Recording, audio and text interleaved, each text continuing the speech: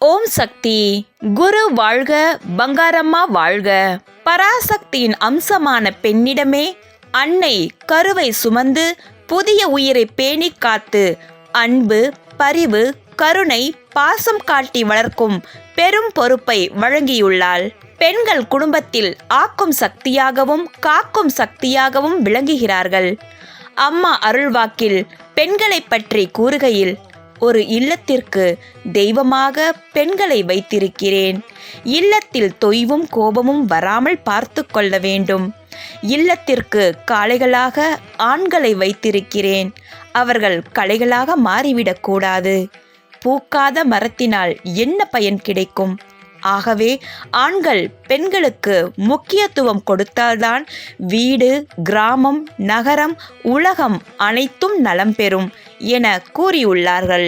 தமிழ் பண்பாட்டில் பிறப்பு முதல் முதுமை வரை பெண்ணின் பருவங்களை பேதை, பெதும்பை, மங்கை, மடந்தை, அறிவை, தெரிவை, பேரிளம்பெண் என குறிப்பிடுகிறார்கள்.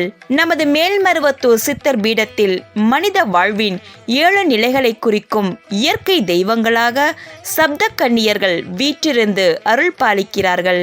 அன்னை அருள்வாக்கில் ஒரு குழந்தை மகளாகிறாள், பெண்ணாகிறாள், மனைவியாகிறாள், தாயாகிறாள், பாட்டியாகிறாள், பக்தையாகிறாள், இறுதியில் பராசக்தி ஆகிறாள் என மனித வாழ்வின் 7 நிலைகளை குறிப்பிடுகிறாள்.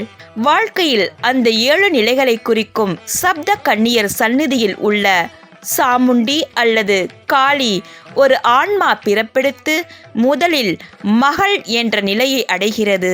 அறியாமை, கோபம், ஆவேசம் என்ற உயிர் குணங்களுடன் இருக்கும் குழந்தை பருவத்தை குறிக்கிறாள்.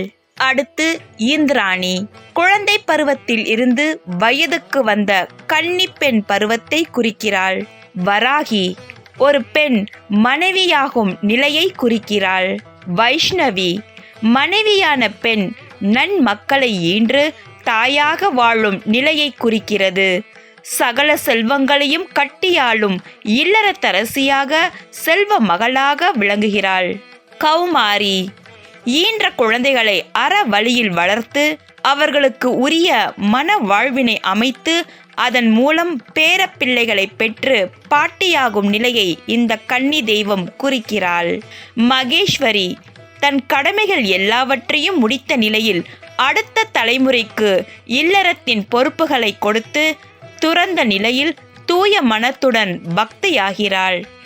பிராமி தூய மனதுடன் பக்தி செலுத்திய பின் பராசக்தியாக பிரம்மமாக ஒரு ஆன்மா உயருவதை பிராமி குறிக்கிறாள்.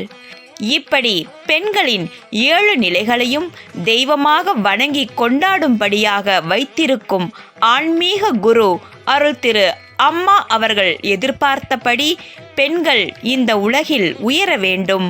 பெண்கள் அனைவருக்கும் இனிய மகளிர் தின நல்வாழ்த்துக்கள். ஓம் சக்தி. ஓம் சக்தி. அம்மாவின் ஆன்மீக ஒளிபரப்பும் மேல்மருவத்தூர் சித்தர்பீடம் யூடியூப் சேனலை சப்ஸ்கிரைப் செய்து மேல்மருவத்தூர் சுயம்பு அருள்மிகு ஆதிபராசக்தி சித்தர்பீடத்துடன் இணைந்திருங்கள். பெல் ஐகானை கிளிக் செய்து புதிய காணொளிகள் பற்றிய அறிவிப்புகளை உடனுக்குடன் பெறுங்கள்.